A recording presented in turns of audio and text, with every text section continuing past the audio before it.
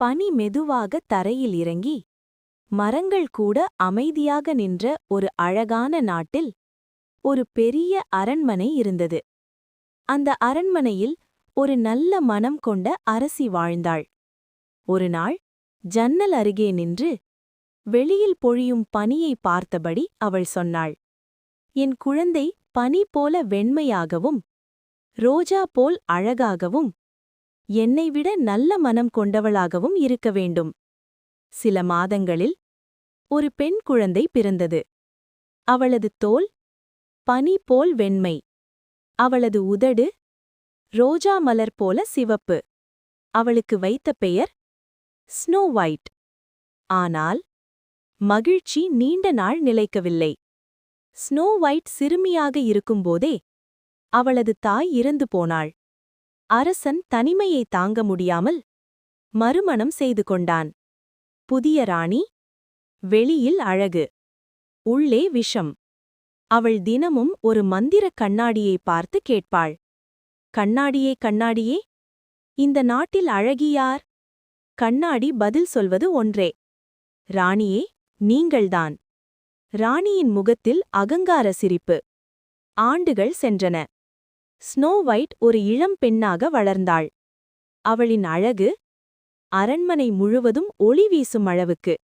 ஒரு நாள், கண்ணாடியே கண்ணாடியே, இந்த நாட்டில் அழகி யார்? கண்ணாடி பதில் சொல்வது ஒன்றே, ராணியே நீங்கள்தான். உங்கள் அழகை மிஞ்சிய ஒருத்தி இருக்கிறாள். அவள் ஸ்னோ ஒயிட். அந்த ஒரு வரி ராணியின் மனதை தீயாக மாற்றியது. அவளது கண்களில் பொறாமை, இதயத்தில் வெறுப்பு. அவள் உயிரோடு இருக்கக்கூடாது. அடுத்த நாள் ஒரு வேட்டைக்காரனை அழைத்தாள். ஸ்னோ ஒயிட்டை காடுக்குள் அழைத்துச் செல். அவளைக் கொன்றுவிடு. அந்த காடு அமைதியானது இல்லை. மரங்கள் கூட பயமுறுத்தும் மாதிரி நின்றன. ஸ்னோ ஒயிட் பயந்து கேட்டாள், நாம் எதற்காக இங்கே வந்தோம்? அவள் வேட்டைக்காரனின் கை நடுங்கியது. அவளது கண்களில் அப்பாவித்தனம், ஒரு குழந்தையின் நம்பிக்கை. அவன் வாள் கீழே விழுந்தது. போ, இந்த காட்டுக்குள் ஓடி மறைந்துவிடு. உன் உயிரை காப்பாற்றிக்கொள். ஸ்னோ ஒயிட் அழுதபடி ஓடினாள். முடிவில்லாத ஓட்டம், முடிவில்லாத பயம்.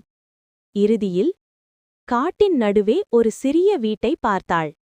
அவள் கதவை திறந்து உள்ளே சென்றாள். சிறிய மேஜைகள், சிறிய நாற்காலிகள், சிறிய படுக்கைகள். இங்கே யாரோ நல்லவர்கள் இருக்க வேண்டும். அவள் சோர்ந்து படுக்கையில் தூங்கிவிட்டாள். மாலை நேரம். டம் டம் டம்.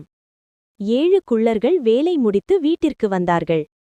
அவர்கள் ஸ்னோ ஒயிட்டை பார்த்ததும் அதிர்ச்சி. நீ யார்? ஸ்னோ ஒயிட் எல்லாவற்றையும் சொன்னாள். குள்ளர்கள் ஒருவரை ஒருவர் பார்த்து கொண்டார்கள். மூத்த குள்ளன் சொன்னான், இந்த வீட்டில் நீ பாதுகாப்பாக இருக்கலாம். அந்த நாள் முதல் ஸ்னோ ஒயிட் அவர்களின் தங்கையாக மாறினாள். அவள் வீட்டை சுத்தம் செய்தாள், அவர்களுக்கு சாப்பாடு செய்தாள், அவர்களின் சோகத்தை சிரிப்பாக்கினாள்.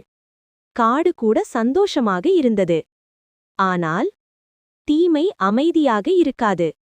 ராணி மீண்டும் கண்ணாடியை கேட்டாள். ஸ்னோ ஒயிட் இன்னும் உயிரோடு இருக்கிறாள். கோபத்தில் கண்ணாடி நடுங்கியது. ராணி ஒரு விஷ ஆப்பிளை தயார் செய்தாள். ஒரு கடி, அவள் வாழ்க்கையின் கடைசி கடி. மூதாட்டி வேடம் போட்டுக்கொண்டு காட்டுக்குள் சென்றாள். ஸ்னோ ஒயிட் கருணையுடன் அவளை வரவேற்றாள்.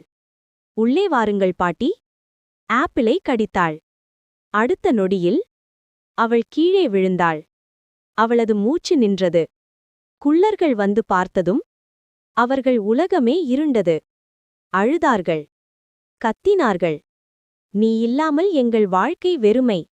அவளை கண்ணாடி பெட்டியில் வைத்தார்கள். அந்த நேரம் ஒரு இளவரசன் அங்கு வந்தான். ஸ்னோ ஒயிட்டை பார்த்ததும் அவனது இதயம் நின்றது. அவன் மெதுவாக ஒரு முத்தம் வைத்தான். அது அன்பின் முத்தம். அதிசயம் நடந்தது. ஸ்னோ ஒயிட் விழித்தாள். அவளது கண்களில் உயிர், உதட்டில் புன்னகை. தீய ராணி தன் பாவத்தால் அழிந்தாள். நல்ல மனம் ஜெயித்தது. ஸ்னோ ஒயிட் அன்பின் ராணியாக மாறினாள். கதை சொல்லும் இறுதி வரி. அழகு முகத்திலில்லை, அன்பில்தான். நல்ல மனம் இருந்தால் எந்த இருளையும் வெல்லலாம்.